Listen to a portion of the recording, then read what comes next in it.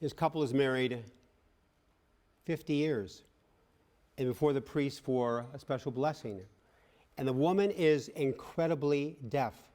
So the priest says to the couple married 50 years, for 50 years, you've been tried and true. And the deaf woman says to her husband, what did he say? He said, for 50 years, you've been tried and true. And she said, I'm sick and tired of you too.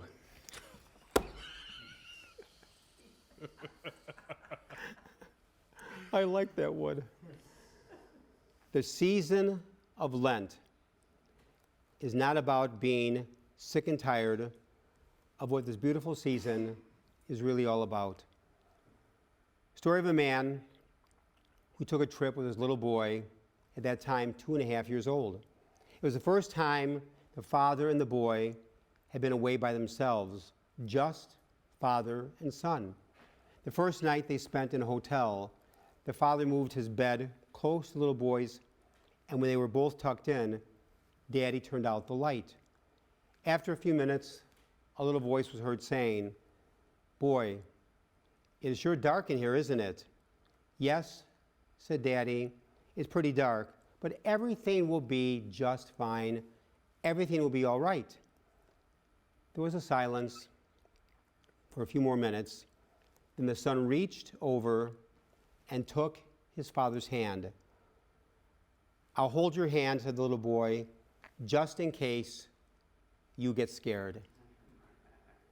We listened in today's gospel, but whoever lives the truth comes to the light, so that his works may be clearly seen as done in God.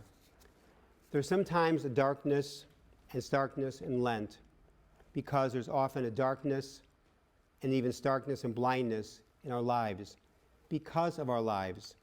But the way of Jesus is not blindness, but rather light. As a child, I loved the circus. I especially loved the trapeze performance. There's a special relationship between the flyers and the catcher. The daredevil flyer swinging high above the crowd lets go of the trapeze to simply stretch out his arms and wait for the strong hands of the catcher to pluck him out of the air. The flyer must never catch the catcher. That's the key. The flyer must never catch the catcher. The flyer must wait in absolute trust. For God so loved the world that he gave his only Son, that whoever believes in him may not perish, but rather have eternal life. Love exists, evil exists, beauty exists. We do not define them, they define us.